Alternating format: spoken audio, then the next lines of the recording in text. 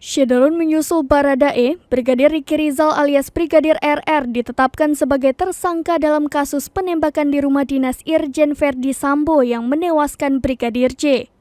Brigadir RR dijerat dengan pasal 340, sementara Baradae disangkakan pasal 338 Jungto 55 dan 56.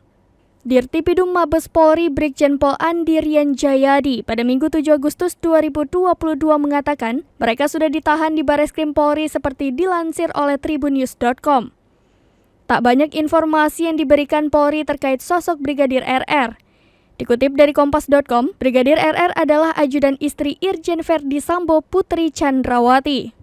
Ia termasuk ajudan senior dibandingkan ajudan Irjen Verdi Sambo lainnya. Diketahui, penetapan Brigadir RR dan Barada RE sebagai tersangka berdasarkan dua bukti yang telah dimiliki penyidik Polri.